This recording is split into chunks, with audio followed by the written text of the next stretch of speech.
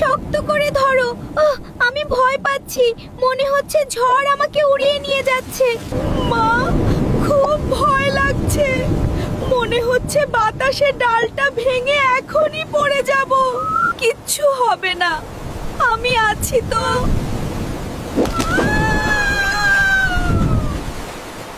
ঝড় থেমে গেছে, কিন্তু আমার সবটুকু কেড়ে নিয়ে গেছে। আমাকে কোথায় নিয়ে এলে? আমি আমি আমার বাচ্চার কাছে যাব। ও কোথায় আছে? না না, তুমি কি করছো?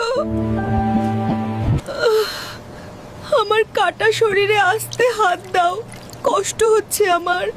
আমাকে কোথায় নিয়ে যাচ্ছো?